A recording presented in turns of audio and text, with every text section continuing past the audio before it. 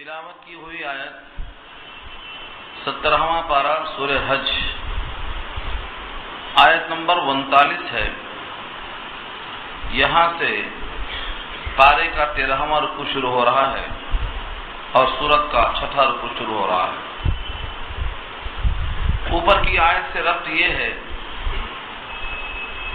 اللہ تعالیٰ نے وعدہ فرمایا تھا ان اللہ یدافع عن الذین آمنوا، کہ بے شک اللہ تعالیٰ دفع کر دیں گے یعنی دور کر دیں گے ایمان والوں سے، مدافعت کریں گے، مشرکوں کی طرف سے جو پریشانیاں مصیبتیں آ رہی ہیں ان تمام کو دور کریں گے، کسی قسم کی کوئی اظہار ثانی باقی نہ رہ جائے گی۔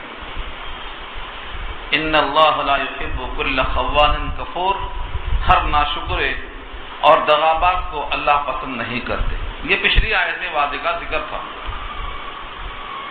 اس کے بعد کی اس آیت میں اللہ نے اس کا ذریعہ یعنی اب تک جو ہاتھ بند تھے ان کو کھولنے کا حکم دے دیا، یعنی مکے کے 13 سال تک کفو ایدیکم، اپنے ہاتھ کو روک کے رکھو، یہ حکم تھا۔ اور ہجرت کرنے کے بعد وہ حکم منسوخ ہو گیا اور ہاتھ کھولنے کے لیے سب سے پہلی آیت جس میں اللہ نے اجازت دی ہے ہاتھ چلانے کی، وہ یہی آیت ہے، اذینا، اجازت دے دی گئی۔ اب تک حکم نہیں تھا، چنانچہ جہاد کے بیان میں یہ سب سے پہلی آیت ہے پورے قرآن کریم میں کہ جس کے ذریعے سے اللہ نے اس حکم کو منسوخ کیا ہے۔ اب تک تھا یہ کہ صبر کرتے جاؤ، جھیلتے جاؤ، دعوت اللہ پر ڈٹے رہو، پیغام الہی پہنچانے میں جتنا ممکن ہو صبر سے کام لو۔ لیکن جہاد کی آیت اب نازل ہو چکی ہے اور اللہ نے بہت سے لوگوں کے تقاضے کی تکمیل کیا ہے۔ اذینا، اجازت دے دی گئی، یہ پاسٹ ٹینس ہے اور ماضی مجہول ہے۔ للذین یقاتلون، ان تمام لوگوں کے لیے جن سے قتال کیا جا رہا ہے۔ کس بنیاد پر دی گئی اجازت؟ بأنہم ظلموا، بأنہم میں جو با ہے یہ با سببیہ ہے، اس وجہ سے کہ وہ لوگ ظلموا، ظلم کیے گئے، 13 سال تک ان کو مظلوم بنا کر رکھا گیا، طرح طرح کے مصائب ان پر آزمائش میں ڈالے گئے، اسی مظلومیت کی وجہ کو اللہ نے قبول کر لیا اور اب ان کے لیے ہاتھ کھولنے کی اجازت ملی۔ مفسرین کا اجماع ہے کہ پورے قرآن کریم میں سب سے پہلی آیت جہاد یہی ہے۔ اذن للذین یقاتلون بانہم ظلموا، اجازت دے دی گئی ان لوگوں کو جن سے قتال کیا جا رہا ہے، بانہم ظلموا، اس وجہ سے کہ وہ لوگ مظلوم ہیں، ان پر ظلم کیا گیا۔ اب رہا قلت تعداد کا، اسلحہ کی کمی کا، اس کا بھی لگے ہاتھوں جواب دیا، وَإِنَّ اللَّهَ عَلَى نَصْرِهِمْ لَقَدِيرٌ، اور بے شک اللہ ان کی نصرت پر البتہ ضرور قادر ہیں، نصرت پر قادر ہیں۔ اور لفظ قادر کو چھوڑ کر لفظ قدیر استعمال کرنا مبالغہ ہے۔ قدیر فعیل کے وزن پر زیادہ مبالغہ ہے بمقابلہ قادر کے۔ ایک ہے عالم، دوسرا ہے علیم، تو علیم کے اندر علم زیادہ ہے، مبالغہ زیادہ ہے، ایسے ہی قادر کے مقابلے میں قدیر میں مبالغہ زیادہ ہے۔ اس وزن پر جتنے بھی الفاظ آئیں گے ان میں مبالغہ زیادہ ہوگا، یہ بتانے کے لیے کہ ظاہری اسباب تو نظر نہیں آتے لیکن مومنوں کی نصرت کرنے پر اللہ قادر ہے، جیسا غزوہ خندق میں ہوا۔ غزوہ خندق میں مسلمانوں کی تعداد صرف 3000، جو دفاع کرنے کے لائق، 3 طرف سے خندق کھود کر اور پیچھے مدینے کو رکھ لیا تھا، اور کافروں کی تعداد 15000 جو مسلح تھے، اطراف کے تمام یہودی، مشرکین مکہ اور قبیلے غطفان، قبیلے اشجع، قبیلے اسلم، نہ جانے کون کون لوگ جمع ہو چکے تھے۔ لیکن اللہ نے صرف ہوا کو بھیجا، اور ہوا کے ساتھ ایک ایسا لشکر بھیجا جس کو انسان دیکھنے پر قادر نہیں ہے۔ فارسلنا علیہم روحا فارسلنا علیہم ریحا وجنودا لم تروها، ریحن ہوا اور جنود جندن کی جمع، لم تروها تم جس کو دیکھنے پر قادر نہیں ہو، ان سے لڑنے پر قادر کیا ہو سکتے ہو؟ وہ فرشتوں کی تعداد تھی۔ نتیجہ یہ ہوا کہ اللہ نے انہی کے دیگچے بھگونے انہی پر پلٹ دیے، اور وہی ان کے لیے ذریعہ بن گیا بھاگنے کا۔ تو اللہ ہر طرح سے بندے کی نصرت کرنے پر قادر ہیں، لہذا دنیاوی اسباب پر نگاہ مومن کی نہیں ہوتی۔ البتہ ترک اسباب کی دعوت نہیں دی گئی ہے، بلکہ حتی المقدور استعداد کو تیار کرنے کی دعوت دی ہے۔ استعدوا، تیار کرو، وَأَعِدُّوا لَهُم مَّا اسْتَطَعْتُم مِّن قُوَّةٍ، جتنی قوت ممکن ہو حتی المقدور تم ان کو تیار کرو، یہ حکم دیا ہے۔ لیکن نصرت الہی ان تمام پر اہم ہے اور مقدم ہے، نگاہ اس طرف ہونا چاہیے۔ اب یہاں سے خطاب ہے کہ جن کو اجازت دے دی گئی مظلومیت کی بنیاد پر، ان کے اوصاف کیا ہیں؟ اگر یہ قادر ہو گئے، غالب ہو گئے، فتح سے ہمکنار ہو گئے تو یہ کیا کریں گے؟ ان کے اوصاف بتائے گئے۔ الذین اخرجوا من دیارہم بغیر حق الا ان یقولوا ربنا اللہ، ان کا قصور کیا تھا؟ جو مکے سے نکال کر باہر کر دیے گئے، گھر سے بے گھر کر دیے گئے، ان کا قصور کیا تھا؟ صرف ایک قصور تھا کہ انہوں نے ربنا اللہ کہا تھا، بس ہمارا رب اللہ ہے۔ یہ ایک جرم ہے جس کی بنیاد پر ان کو نکالا گیا، اور مالک کو مالک کہنا، اللہ کو اللہ کہنا، یہ کون سا جرم ہے؟ بتانا یہ ہے کہ ان کا کوئی قصور نہیں تھا، یہ لوگ بے قصور تھے، اس لیے ان کی مظلومیت پر اللہ کی نصرت کا وعدہ کیا گیا۔ الذین اخرجوا، جو نکالے گئے، اخرجوا فعل ماضی مجہول ہے، نکالے گئے، من دیارہم، دیار دار کی جمع ہے، اپنے گھروں سے، بغیر حق، بغیر کسی حق کے، کسی کو کسی کے گھر سے نکال دینا اور کسی کو بے گھر کر دینا، ظاہر یہ ہے کہ وہ بغیر حق ہی ہوتا ہے۔ یہاں اظہار واقعہ ہے، بطور شرط کے رہیں گے، بغیر حق، ناحق طریقے سے ان کے گھروں سے ان کو نکالا گیا۔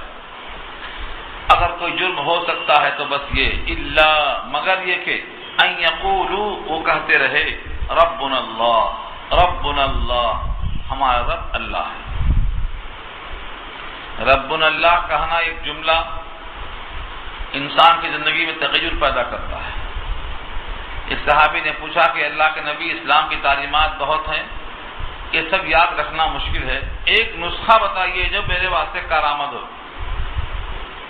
فرمایا قل آمنت باللہ ثم استقم، کہہ دو میں اللہ پر ایمان لایا، اس کے بعد جم جاؤ اس پر، بس یہ کافی ہے۔ یہی یہاں مقصود ہے کہ صحابہ نے کہا ربنا اللہ، یہ ہمارا رب ہے اللہ، بس یہ کہنا ہی ان کے لیے انقلاب کا ذریعہ بن گیا۔ وَلَوْلَا دَفْعُ اللَّهِ النَّاسَ بَعْضَهُم بِبَعْضٍ لَهُدِّمَتْ صَوَامِعُ وَبِيَعٌ وَصَلَوَاتٌ وَمَسَاجِدُ يُذْكَرُ فِيهَا اسْمُ اللَّهِ كَثِيرًا وَلَيَنصُرَنَّ اللَّهُ مَن يَنصُرُهُ إِنَّ اللَّهَ لَقَوِيٌّ عَزِيزٌ۔ اس آیت میں اللہ تعالیٰ نے جس کام کی اجازت دی ہے اس کے فوائد کو سامنے رکھا ہے، اور جو اس پر اعتراضات ہوتے ہیں ان کو رد کر دیا ہے۔ دنیا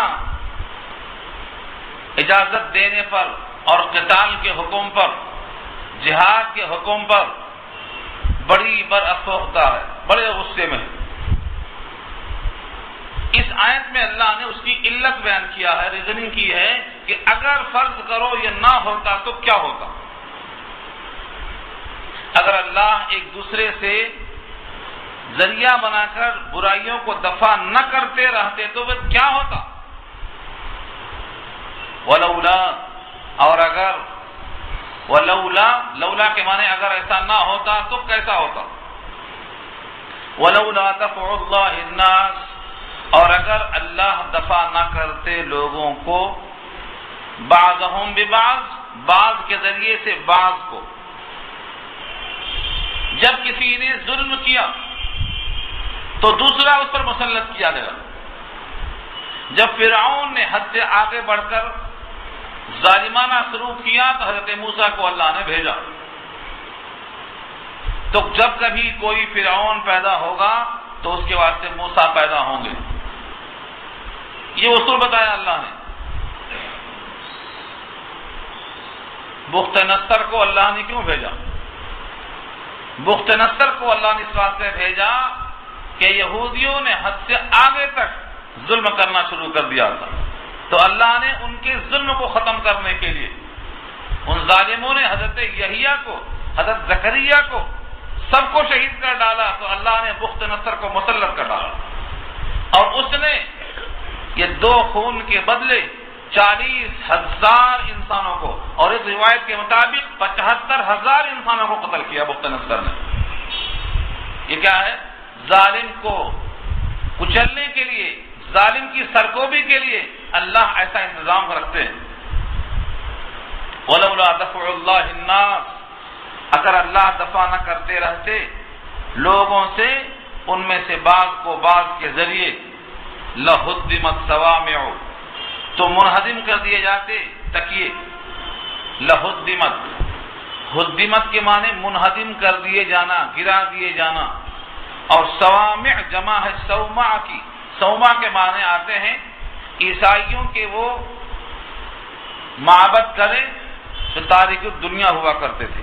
تاریک الدنیا، جن کا دنیا سے کوئی تعلق نہ ہو، ایسے عیسائیوں کو عبادت خانے جو بنا کر دیے جاتے تھے ان کا نام تھا صومع.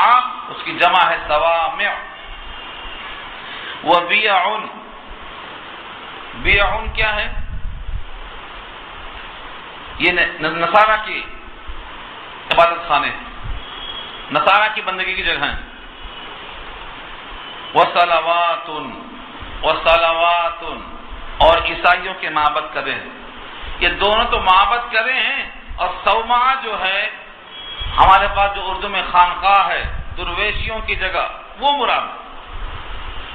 اور نمبر 4 پہ فرمایا وہ مساجد، اور مسجدیں، یہ سب گرتی رہتی.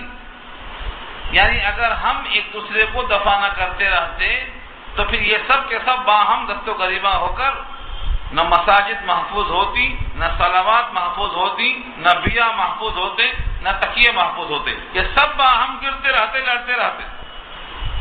اور مساجد وہ ہیں یذکر فیہا اسم اللہ، جس میں تذکرہ کیا جاتا ہے، یاد کیا جاتا ہے اللہ کے نام کا. اللہ نہیں، اللہ کے نام کا. ظاہر یہ ہے کہ اللہ اس میں ذات ہے، اور ذات کو یاد کرنے کے لیے اس کے مسمى ہی کو یاد کیا جائے گا، وہ ہے اسم اللہ. اللہ کے نام کا چرچا ہوتا ہے کثیرن، بہت زیادہ. یہ کثیرن کس کی صفت ہے؟ یعنی اللہ کا نام مسجدوں میں کثرت سے لیا جاتا ہے. جتنا زیادہ اللہ کا نام لیا جائے گا اتنا زیادہ بندہ عظیم المرتبت ہوگا، کیونکہ وہ ذکر اللہ اکبر، اللہ کی یاد بہت بڑی چیز ہے. جو جب اللہ کو یاد کرتا ہے تو اللہ اس بندے کو یاد کرتے ہیں، اور یہ اللہ کا وعدہ ہے. فاذکرونی اذکرکم، تم مجھے یاد کرو میں تمہیں یاد کروں گا. تو جب بندہ اللہ کو یاد کرتا ہے تو اللہ اس بندے کو یاد کرتے ہیں. اس لیے فرمایا کہ مسجدیں کثرت سے اللہ کی یاد سے آباد ہوتی ہیں. وَلَيَنْصُرَنَّ اللَّهُ مَن يَنْصُرُهُ، اور البتہ ضرور اللہ مدد کرتے ہیں اس کی جو اللہ کی مدد کرتا ہے، یعنی اللہ کے دین کی مدد کرتا ہے. وَلَيَنْصُرَنَّ اللَّهُ مَن يَنْصُرُهُ، جو بھی اللہ کے دین کی مدد کرتا ہے اللہ مدد کرتے ہیں. حضرت عبداللہ ابن عباس کو نبی صلی اللہ علیہ وسلم نے گھوڑے پر بٹھا کر یا غلام کہہ کر مخاطب کیا. لبیک و سعدیک جواب ملا. 1 سے 3 بار سوال اور جواب ہوا. آخر میں آپ نے فرمایا یا غلام احفظ اللہ تجدہ تجاہک، اللہ کی حفاظت کر، یعنی اللہ کے دین کی حفاظت کر، اللہ کو اپنے سامنے پائے گا. تجدہ تجاہک، تجاہک مانے سامنے پائے گا. یہ سبق دیا ہے اللہ کے رسول نے تمام صحابہ کو کہ تم جب دین کی محنت کرو گے تو تم اللہ کو اپنے سامنے پاؤ گے. اس آیت میں اشارہ یہی ہے. ان اللہ لقوی عزیز، بے شک اللہ البتہ قوی ہے. اللہ کے بہت سے صفاتی ناموں میں سے قوی، القوی یوں استعمال کیا یہ بتانے کے لیے جو قوت والا ہے وہ قوت دینے پر قادر ہے. اور عزیز بھی غلبہ ہے، ڈومینیشن ہے، یعنی وہ اللہ جو خود غالب ہے وہ غلبہ دلانے پر قادر ہے. اس لیے اللہ کی مدد کرنے والے ہمیشہ مدد پا کر ہمکنار ہوتے ہیں کامیابی سے. یہ سرسری خاکہ ہوا اس آیت کا. اکثر و بیشتر لوگ سمجھتے ہیں کہ جہاد اچھی چیز نہیں ہے. یہ لوگوں میں ہوا پیش کیا گیا ہے. مکہ کے 13 سال تک مسلمان مظلوم رہے، تب کسی نے یہ نہیں کہا کہ مسلمانوں پر محض ربنا اللہ کہنے کی بنیاد پر ظلم کرنا اچھا نہیں ہے. کسی نے کہا نہیں. مکے کے مسلمان صرف ربنا اللہ کہنے کی بنیاد پر گھر سے بے گھر کر دیے گئے، تب کسی نے کہا نہیں کہ ان کے اوپر ظلم کرنا اچھا نہیں. لیکن جب وہ مکے سے نکل کر مدینے میں آ گئے اور 313 کی قوت بن گئی اور بدر میں آ کر مقابلے میں آ گئے اور 70 سرماؤں کو زیر کر دیا، تو اب لوگ کہتے ہیں کہ جہاد کرنا اچھا نہیں. اگر 313 کا ہاتھ اٹھانا اچھا نہیں ہے تو 313 پر 13 سال تک مشقت جھیلنا کیوں اچھا تھا؟ ہم آج یہی سوال کرتے ہیں ساری دنیا کے انسانوں سے جو کہتے ہیں کہ جہاد اچھا نہیں ہے. وہ جہاد کے اسباب کیوں پیدا کرتے ہیں؟ وہ اتنا ظلم کیوں اٹھاتے ہیں کہ ریئیکشن پیدا ہو جائے؟ دنیا سمجھتی ہے کہ جہاد انسانیت کے خلاف کوئی عمل ہے، حالانکہ جہاد ہر انسان کرتا ہے. کسی کو پھوڑا ہوا، پھوڑا کٹوانا اور پھوڑا کاٹ کے نکلوانا یہ جہاد ہے. جسم کا فساد دور ہو رہا. اس زمین کا مالک اللہ ہے. جس زمین کا مالک اللہ ہے اس زمین پر اس کا حکم جب نہیں چلے گا تو اللہ تعالیٰ ایسے شریر انسانوں کو دفع کرنے کے لیے ہی اس جہاد کو جائز قرار دیتے ہیں. آپ کے گھر میں آپ کی بات اگر نہ چلے، آپ کے شہر میں آپ کی بات نہ چلے، آپ اگر وزیر اعظم ہیں اور آپ کے ملک میں آپ کی بات نہ چلے تو آپ اس کو برداشت نہیں کر سکتے. بالکل یہی ہے کہ اللہ زمین و آسمان میں چاہتے ہیں کہ ان کا حکم چلے، ان کی کتاب کو فالو کیا جائے. اور جب ان کی کتاب فالو نہیں کی جائے گی، ان کا حکم نہیں مانا جائے گا تو یہ فساد ہے. اس کو دفع کرنا اللہ کا حق ہے. اور جو بندے اس میں شریک ہوتے ہیں وہ اللہ کے خصوصی منتخبہ بندے ہوتے ہیں، ان کی شان میں اللہ اضافہ کرتے ہیں. جہاد سے اسلام پھیلا یہ لوگوں کا غلط تصور ہے. ہاں، مکے میں 13 سال تک مسلمان پستے رہے، مظلوم ہوتے رہے. ہجرت کے بعد سن 6 ہجری میں غزوہ خندق ہوئی. تب تک مسلمانوں نے صرف دفاع کیا، اقدام نہیں کیا. غزوہ خندق کے بعد حضور نے اعلان کیا کہ اب ہم اقدام کریں گے اور یہ لوگ دفاع کریں گے. غزوہ خندق سن 6 ہجری میں ہوئی اور مکہ 8 میں فتح ہو گیا. صرف 2 سال میں مکہ فتح ہوا اور مسلمانوں کی تعداد بڑھتی گئی. حالانکہ مکہ کے جنگ میں زیادہ لوگ خون آلود نہیں ہوئے تھے. بغیر خون خرابے کے مکہ فتح ہوا ہے. مسلمانوں کی تعداد صلح حدیبیہ سے لے کر مکہ فتح ہونے تک 2 سال میں جتنا بڑھی ہے اتنا کبھی نہیں بڑھی. کیوں؟ کیونکہ لوگوں نے دیکھا کہ ان کے اخلاق کیسے ہیں، ان کے کردار کیسے ہیں، ان کی گفتگو کیسی ہے، یہ کتنے سچے ہیں، کتنے وعدے کے پابند ہیں، کتنا دوسروں کا لحاظ کرنے والے ہیں. اس طرح سے ان کے اندر اسلام کے اخلاق پھیلے. تو جہاد فساد کو دور کرنے کا نام ہے. جہاد اللہ کے قانون کو نافذ کرنے کا نام ہے. جہاد حق والے کو حق دلانے کا نام ہے اور شرارت کرنے والوں کی شرارتیں روکنے کا نام ہے. آپریشن کرنا ڈاکٹر کا اگر صحیح ہے تو اس زمین پر فساد کرنے والوں کو دفن کرنا بھی صحیح ہے. فساد کرنے والے وہی ہیں جو اللہ کے قانون کو تسلیم نہیں کرتے. کیونکہ اس زمین کا خالق، آسمان کا خالق، سورج کا خالق، چاند کا خالق، ہواؤں کا خالق وہ چاہتا ہے کہ میرے گھر میں میرا حکم چلایا جائے. قرآن کریم کی اس آیت میں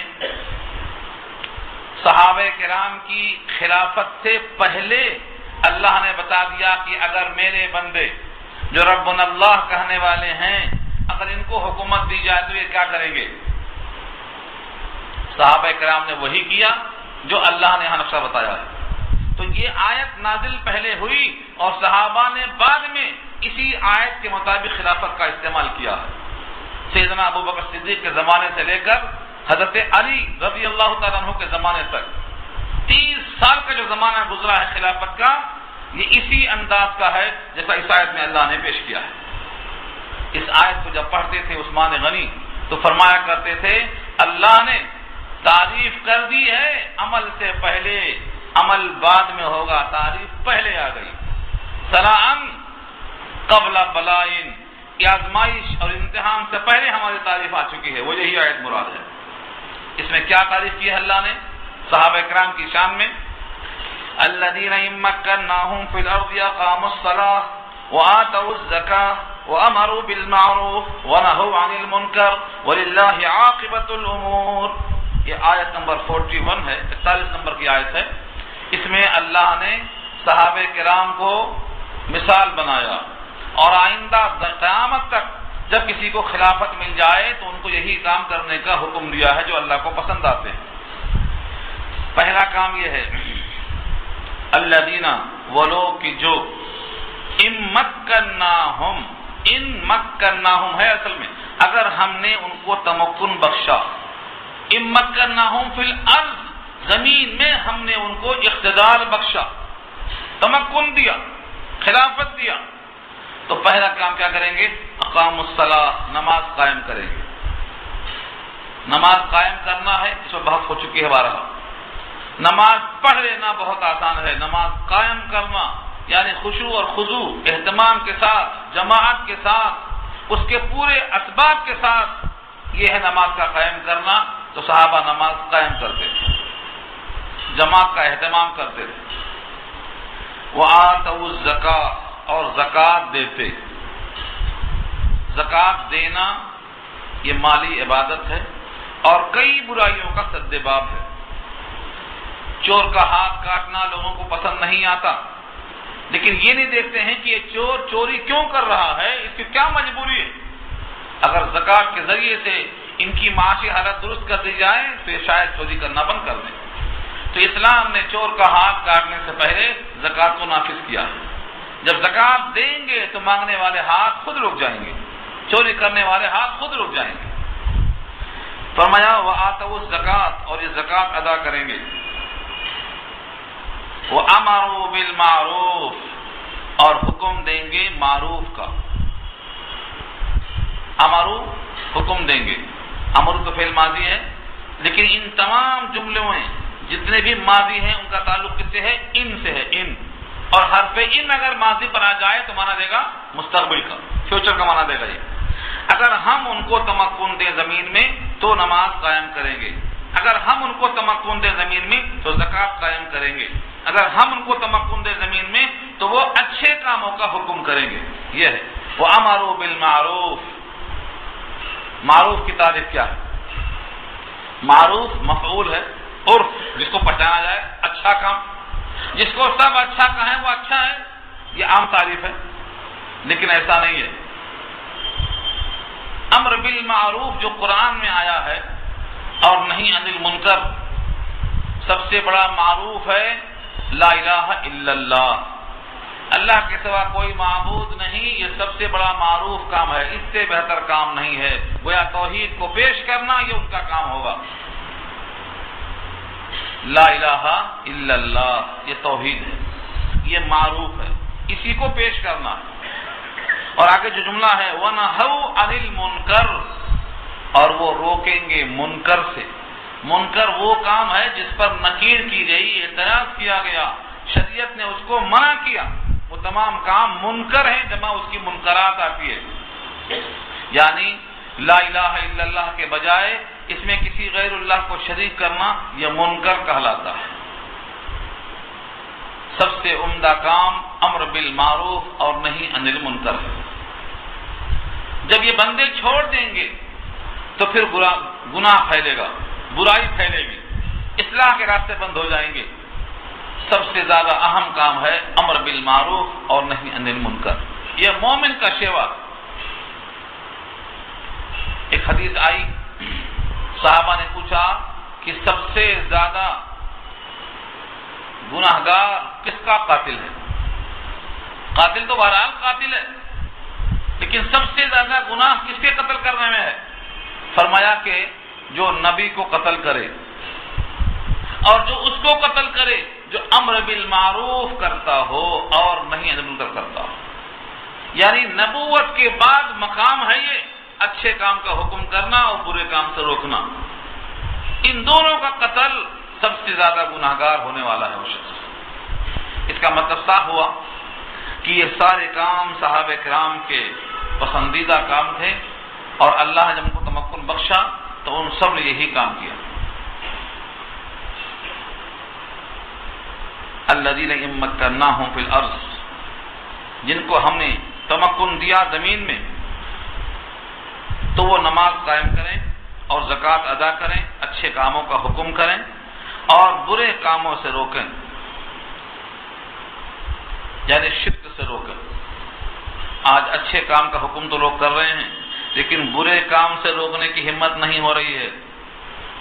اچھے کام کریں یہ بہت آسان ہے، یعنی امر بالمعروف آسان ہے، لیکن نہی عن المنکر یہ بہت مشکل والا کام ہے، اس وجہ سے اس کو آخر میں رکھا اللہ نے۔ ایک آدمی بت کی پوجا کر رہا ہے، اس بت سے وہ اپنے معبود ہونے کا تعلق سمجھ کر قائم کر رہا ہے۔ آپ کو معلوم ہے کہ یہ شرک ہے، یہ منکر ہے، اس منکر سے اس کو روکنا ہے، مگر کیسے روکنا ہے؟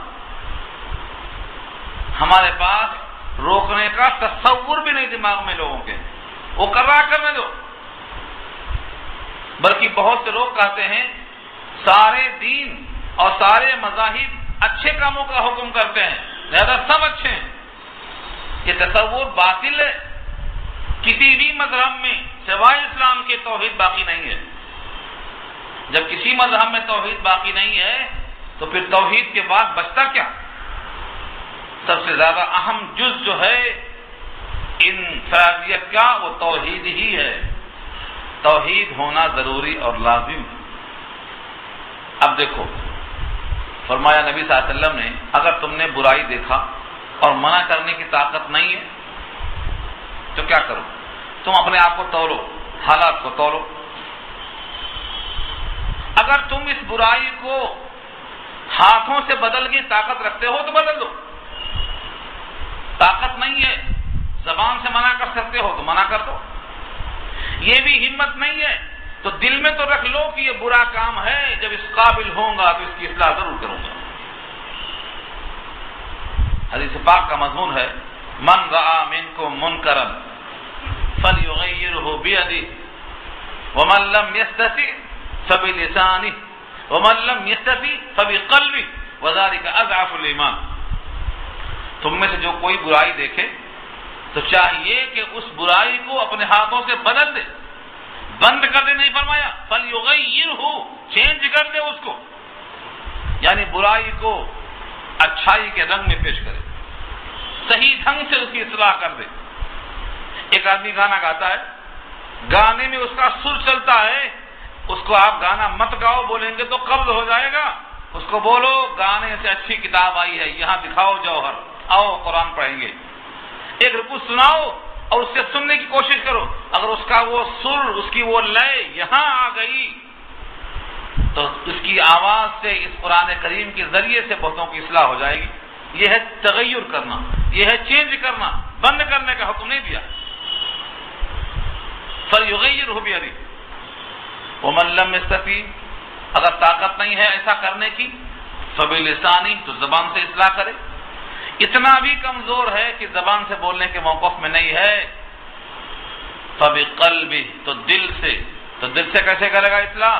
دل میں رکھ لے گا، دل میں کڑھن ہو، دل میں اللہ کی طرف متوجہ ہونے کا جذبہ ہو کہ جب کبھی موقع آئے گا تو اصلاح کریں گے، آقا فرماتے ہیں وذالک اضعف الایمان، اور یہ ایمان کا سب سے کمزور ترین درجہ ہے، اس کے بعد ایمان کا ذرہ باقی نہیں ہے۔ تو یہ درجہ ہمیں ہونا چاہیے۔ یہاں وہی مراد ہے کہ برائیوں سے روکتے ہیں، اچھائیوں کا حکم کرتے ہیں۔ لیکن یہ بتاؤ، اگر کسی کو یہ پتہ ہی نہ ہو کہ اچھائی کیا ہے اور برائی کیا ہے، جو برائی کو اچھائی سمجھتا ہو، اچھائی کو برائی سمجھتا ہو، بھلا وہ کیسے اصلاح کر سکتا ہے؟ آج مسلم معاشرے کا یہی حال ہو گیا ہے کہ وہ برائی کو اچھائی سمجھتے ہیں، اچھائی کو برائی سمجھتے ہیں، اپنے آنے کے مقصد سے واقف نہیں ہیں۔ دنیا میں بہت سے انسان ہیں جن کو یہ پتہ نہیں کہ کون سا عمل اچھا ہے اور کون سا اچھا برا ہے۔ برائی اچھائی کا معیار ان کی اپنی فہم ہو گئی ہے۔ اللہ نے خود کہا ہے، ہو سکتا ہے کسی کام کو تم اچھا سمجھتے ہو تمہارے حق میں برا ہو، اور تم کسی کام کو برا سمجھتے ہو تمہارے حق میں وہ اچھا ہو۔ عسیٰ ان تکرہوا شیئا وہو خیر لکم وعسیٰ ان تحبوا شیئا وہو شر لکم۔ اس لیے تمہاری اچھائی برائی کا ترازو اور معیار کتاب اللہ ہے، یہاں رکھ کر دیکھو، اس میں جو کام کرنے کا حکم ہے وہ کرو، جس سے روکا گیا ہے اس سے رکو، یہ تمہاری ترازو ہے۔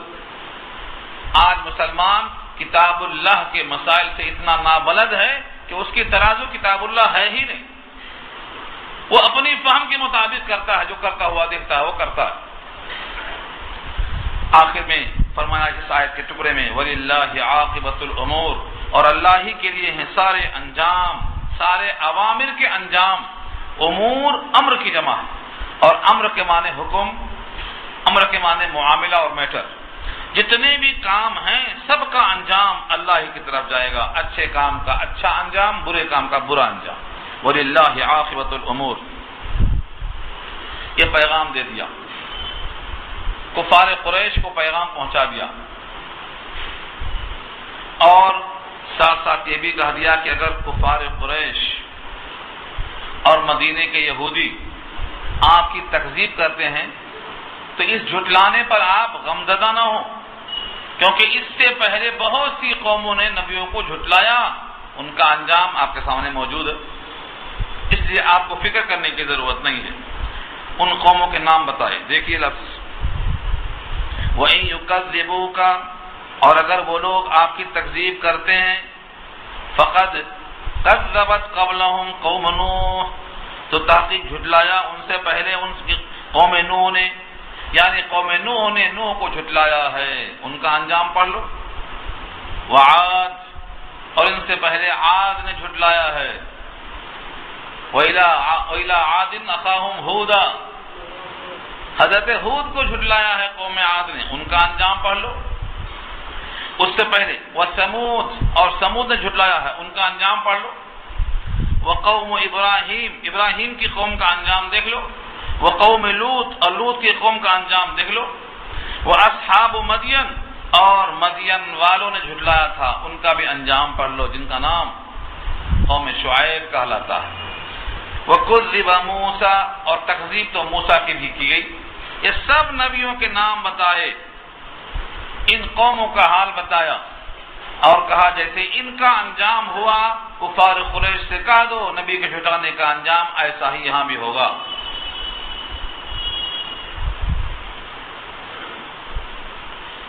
فَأَمْلَيْتُ لِلْكَافِرِينَ، ہم نے مہلت دیا کافروں کو۔ ثُمَّ أَخَذْتُهُمْ، پھر ہم نے ان کو پکڑا، پہلے مہلت دیا اور مہلت دینے کے بعد ہم نے ان کو پکڑا۔ فَكَيْفَ كَانَ نَكِيرٌ، پھر کیسا ہوا پکڑنا، نکیر کے معنی سزا دینا، ہمارا پکڑنا کیسا ہوا۔ دنیا کی تاریخ جانتی ہے، قوم نوح کا حال، قوم عاد اور سمود کا حال، قوم ابراہیم کا حال، قوم لوط کا حال، ساری دنیا جانتی ہے، جو ذرہ برابر باخبر ہے تاریخ سے، ان کو معلوم ہے کہ ان کے انجام کیسے ہوئے، لہذا نبیوں کی تکذیب کا انجام ایسا ہی ہوگا، اللہ کا دستور چینج نہیں ہوتا۔ اب اس میں سے کچھ نشاندہی کی گئی، فَكَأَيٍّ مِّن قَرْيَةٍ أَهْلَكْنَاهَا، بس کتنے ہیں، فَكَأَيٍّ مِّن قَرْيَةٍ، قریہ بول کر گاؤں ہی مراد نہیں ہے، قریہ کہتے ہیں گاؤں کو اور شہر کو بھی.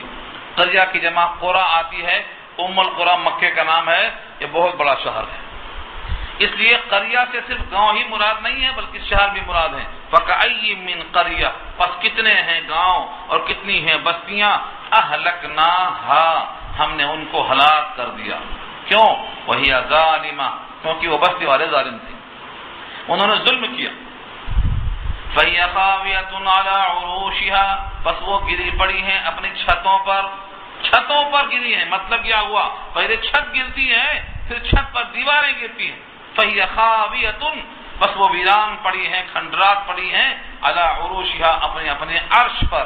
عرش کے معنی چھت مراد ہے. اور بئر معطلہ, بئر کے معنی کنواں اور معطلہ کے معنی معطل, بیکار, نکمے, ناکارہ, جن سے کوئی استعمال نہیں ہو رہا ہے. نہ ان کا پانی پینے کے کام میں آتا ہے نہ راہگیروں کے واسطے کام میں آتا ہے, بلکہ وہ کنویں بیکار پڑے ہوئے ہیں. وہ قصر مشید اور قصر کے معنی محل اور مشید کے معنی ایسا محل جو مضبوط بنا ہوا ہو, چونے کے محل ہو, گچ کے اور کلئی کے بنے ہوئے ہو. مضبوط سے مضبوط محل. دور کیوں جاتے ہیں؟ ایسی مثالیں تو آپ کو ہر شہر میں ملتی ہیں. یہ پورے کے پورے گواہی دیتے ہیں کہ سرکش لوگ چلے گئے, ان کی سرکشی کی علامت باقی ہے. یہ جو کنویں پڑے ہیں, یہ محلات پڑے ہیں, یہ کھنڈرات پڑے ہیں, یہ بتاتے ہیں کہ دنیا میں کسی کو دوام اور قرار نہیں ہے. یہاں سے جاویدگی کسی کو میسر نہیں مل سکتی ہے. ان کو چھوڑ کر یہاں سے جانا. اب یہاں سے ان لوگوں کو خطاب کیا ہے جو مکے والوں میں سے سفر کو جاتے ہیں, کچھ ملک شام کی طرف, کچھ ملک یمن کی طرف. اگر وہ نہیں گئے ہیں تو ان کو دعوت دی جاتی ہے سفر کرو. سفر کرنے کے لیے مقصد طے کرو. اگر عبرت کے لیے, آنکھیں کھولنے کے لیے, دوسروں کے حالات سے باخبر ہونے کے لیے, یعنی جیسے کہتے ہیں اگلا گرا اور پچھلا ہوشیار ہونے کے لیے سفر کرنا ہے تو ضرور کرو. اللہ فرماتے ہیں افلم یسیروا فی الارض کیا پس نہیں چلے پھرے وہ لوگ زمین میں. یہ لوگ چلے پھرے نہیں ملکوں میں. کیوں کہا ایسا؟ چلتے پھرتے نظر آتا کنواں پڑا ہوا ہے بستی میں, محل پڑا ہوا ہے اور یہ کھنڈرات پڑے ہوئے ہیں. دیکھ کے ان کو اندازہ ہوتا, آنکھیں کھلتی. افلم یسیروا فی الارض کیا پس نہیں چلے پھرے وہ زمین میں. فتکون لہم قلوب کہ ہوتا ان کے لیے دل. قلوب جمع ہے قلب کی, کہ ان کے لیے قلب ہوتے. یعقلون بہا جس سے وہ تعقل کرتے.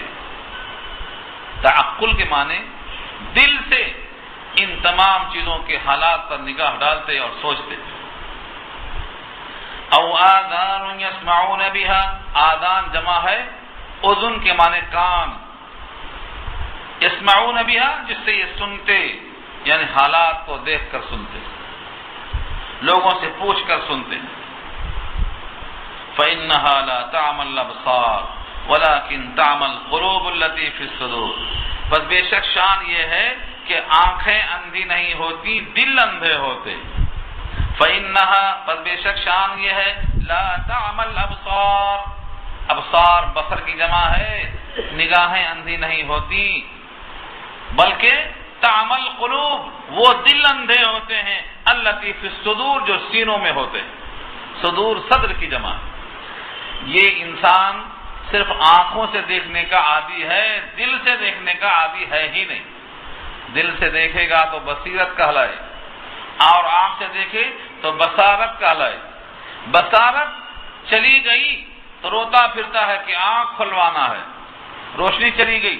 لیکن بصیرت چلی گئی ہے تو کسی اہل دل کے پاس نہیں جاتا کہ ہمیں دل اندھا ہو گیا ہے. دل بھی آنکھیں رکھتا ہے, دل سے نظر آنا چاہیے. یہ کھنڈرات, یہ کنویں, یہ محلات, یہ ہلاک شدہ بستیاں, ان کو دیکھ کر دل رنجیدہ ہو جائے اور ان کے احوال سے باخبر ہو کر اپنے فکر میں آ جائے. یہ ہے دل کی آنکھیں. دل کی آنکھیں. قرآن کریم نے جگہ جگہ فکر آخرت پر کلام کیا ہے, جگہ جگہ. اور یہ کہا ہے اس زمین پر کتنے لوگ تھے, کتنے انبیاء تھے, کتنے اولیاء تھے, کتنے بزرگ تھے, اور کتنے اہل علم تھے اور کیسے کیسے بادشاہ تھے، سب چلے گئے۔ کیا تم کو یہی رہنا ہے؟ تم دنیا پر راضی ہو؟ تمہیں بھی یہاں سے گزرنا ہے۔ تو حقیقت یہ ہے کہ دل اندھے ہوتے ہیں، اس واسطے دل کی آنکھیں نہیں کھلتی ہیں۔ فَإِنَّهَا لَا تَعْمَى الْأَبْصَارُ وَلَكِنْ تَعْمَى الْقُلُوبُ الَّتِي فِي الصُّدُورِ۔ بے شک اندھی نہیں ہوتی ہیں آنکھیں، لیکن اندھے ہوتے ہیں وہ دل جو سینوں میں ہوتے ہیں۔ کفار قریش کہا کرتے تھے ٹھیک ہے عذاب آئے گا تو کب آئے گا؟ جلدی مچاتے تھے عذاب کے مانگنے میں۔ یہ ایسا ہوتا ہے جب کسی کو یقین نہیں آتا عذاب پر تو ایسا کرتا ہے، ٹھیک ہے تمہیں عذاب لانے کی طاقت ہے تو عذاب لے آؤ۔ قوم نے کہا تھا حضرت نوح سے کب آئے گا پانی، کہاں چلے گی یہ کشتی؟ جب پانی آیا تو سب غرق ہونے لگے۔ اب سمجھ میں آیا کہ پانی کیسے آیا، کہاں سے آیا۔ تو جب تک پانی نہیں تھا کشتی کا مذاق ہوتا تھا، بس یہی حال ان کا بھی ہے۔ جتنے بھی عذاب مانگنے والے ہیں جب تک عذاب نہیں آتا عذاب کی جلدی مچاتے ہیں، جب آ جاتا ہے تو پھر کوئی حل نکلتا نہیں ہے۔ وَيَسْتَعْجِلُونَكَ بِالْعَذَابِ، عذاب میں تعجیل کرتے ہیں وہ آپ سے، عذاب کا تقاضا کرتے ہیں۔ کیوں؟ اصل میں ان کو نبوت میں شبہ ہے، نبی کے نبی ہونے میں شبہ ہے، اس واسطے کہتے ہیں اگر آپ نبی ہیں تو عذاب لے کے آؤ، عذاب لے آؤ، ہم تو منکر ہو چکے ہیں، تم جو کچھ پیش کرتے ہو ہم اس کا انکار کرتے ہیں۔ تو اصل میں عذاب مقصود نہیں ہے بلکہ عذاب مانگ کر نبوت کا انکار، اس کا استہزاء مقصود ہے۔ وَيَسْتَعْجِلُونَكَ بِالْعَذَابِ، نبوت میں شبہ نکالنے کے لیے یہ لوگ عذاب کا تقاضا کرتے ہیں۔ وَلَن يُخْلِفَ اللَّهُ وَعْدَهُ، اور ہرگز ہرگز اللہ اپنے وعدے کی خلاف ورزی نہیں کرے گا۔ جتنے عذاب کا وعدہ ہے، جن اعمال پر عذاب کا وعدہ ہے، اللہ اپنے وعدے کی خلاف ورزی نہیں کریں گے بلکہ ان پر عذاب آ کے رہے گا۔ یہ عذاب کب آئے گا؟ فرمایا وَإِنَّ يَوْمًا عِندَ رَبِّكَ كَأَلْفِ سَنَةٍ مِّمَّا تَعُدُّونَ، اور بے شک ایک دن آپ کے رب کے نزدیک 1000 سال کے برابر ہے ان دنوں میں سے جن کو تم گنتے ہو۔ وَإِنَّ يَوْمًا، اور بے شک ایک دن، عند ربک، آپ کے رب کے نزدیک، کالف سنہ، 1 سال کے برابر ہے، زمانے کے امتداد کے لحاظ سے یا زمانے کی سختی کے لحاظ سے، شدت کے لحاظ سے، مما تعدون، جن کو تم شمار کرتے ہو۔ 24 گھنٹے کا ایک دن ہوتا تمہارے پاس، ایک دن اور رات، اللہ تعالیٰ کے پاس یہی دن تمہارے پاس جب شمار ہو کر جاتا ہے تو 1000 سال کا ایک دن ہوگا۔ کیوں اتنا طویل ہوگا؟ شدت کی بنا پر کسی کے پاؤں اپنی جگہ سے نہیں ہٹیں گے، سارے محشر کے میدان میں انسانوں کے قدم رکھنے کی جگہ ہوگی، بس اپنے قدم سے زیادہ جگہ نہیں ملے گی۔ اور اس شدت ہولناکی کی وجہ سے انسان کے لیے یہ زمانہ بہت طویل دکھائی دے گا۔ اب اس میں بہت سے اقوال ہیں کہ وہ دن واقعی بڑا ہوگا یا وہ دن خوف کی وجہ سے، ہول کی وجہ سے، شدت کرب کی وجہ سے لمبا دکھائی دے گا، دونوں شکلیں۔ وَكَأَيٍّ مِّن قَرْيَةٍ أَمْلَيْتُ لَهَا وَهِيَ ظَالِمَةٌ ثُمَّ أَخَذْتُهَا وَإِلَيَّ الْمَصِيرُ، اور کتنے ہی قریہ ہیں، کتنی ہی بستیاں ہیں، أَمْلَيْتُ لَهَا، جن کو میں نے ڈھیل دیا، خوب ڈھیل دیا، خوب مہلت دیا، وَهِيَ ظَالِمَةٌ، حالانکہ وہ تھی ظالمہ، ظلم کرنے والی۔ ظالم کے ظلم کا تقاضا کیا تھا کہ عذاب فوراً آ جائے، لیکن ہم نے ان کو مہلت دیا، اور اس مہلت کو، ظلم کے باوجود جو مہلت دی گئی تو وہ سمجھتے گئے کہ ہم سے ظلم ہوا ہی نہیں اور ہم تو بڑے چہیتے اور لاڈلے ہیں۔ ثم اخذتها، پھر ہم نے ان کو پکڑا جب ان کی حد اپنے آپ کو پہنچ گئی۔ وَإِلَيَّ الْمَصِيرُ، اور میری ہی طرف ان تمام کو لوٹنا ہے، سب کو میرے ہی پاس لوٹنا ہے۔ دنیا کے سارے انسان کے لیے ایک ہی راستہ ہے کہ وہ سب کے سب اللہ کی طرف پہنچے گی۔ یہ واقعہ سنا کر نبی صلی اللہ علیہ وسلم سے خطاب ہے کہ آپ کو فارق قریش سے کہہ دیجئے کہ جس طرح سے یہ تمام کے تمام نذیر اور بشیر دنیا میں تشریف لائے، تمہارے سامنے میں بھی اللہ کا پیغام پہنچا رہا ہوں، اور تم نے اگر یہ پیغام تسلیم کر لیا تو تمہارے واسطے مغفرت ہے، اور انکار کر دیا تو المناک عذاب ہے۔ دو شکلیں ہیں۔ قل، اے نبی آپ کہہ دیجئے، یہ امر کا صیغہ ہے، اللہ نے نبی سے کہلوایا، قل یا ایھا الناس، اے لوگو، انما، اس کے سوا اور کچھ نہیں، انما کلمہ حصر ہے، انا لکم، میں ہوں تمہارے لیے، نذیر مبین، کھلا ہوا ڈر سنانے والا، ایک آشکارا ڈرانے والا، کھول کھول کر واضح پیغام دینے والا ہوں۔ فالذین آمنوا وعملوا الصالحات، پس جو لوگ ایمان لائے اور عمل صالح کیے، لہم مغفرۃ، ان کے لیے مغفرت ہے، ورزق کریم، اور عزت کی روزی ہے۔ رزق کریم، کریم کے معنی باعزت، عزت کے ساتھ روزی ہے، اکرام کے ساتھ روزی ہے، مشقت کے ساتھ، ذلت کے ساتھ ایسا نہیں۔ اس کے برخلاف جو لوگ ہماری آیتوں کے انکار میں کوشش کریں گے اور اپنی لکیر پر چلتے رہیں گے، والذین سعوا، سعی کرتے رہیں گے، جو لوگ کوشش کرتے رہیں گے ابطال حق میں، فی آیاتنا، ہماری آیتوں میں، معاجزین، عاجز کر سکنے والے ہو کر، یعنی وہ چاہیں گے کہ قرآن والوں کو عاجز کر دیا جائے، اللہ والوں کو عاجز کر دیا جائے، اور ان آیتوں کو ہمیشہ کے لیے ختم کر دیا جائے۔ اولئک اصحاب الجحیم، یہ جہنم والے ہیں۔ قرآن کی آیت ہو یا اللہ کی کوئی نشانی ہو، ان کے خلاف کوشش کرنے والوں کا انجام کیا ہے؟ اولئک اصحاب الجحیم، یہ دوزخ میں رہنے والے ہیں۔ اس لیے کبھی بھی آیات الہیہ کی مخالفت نہیں ہونا چاہیے۔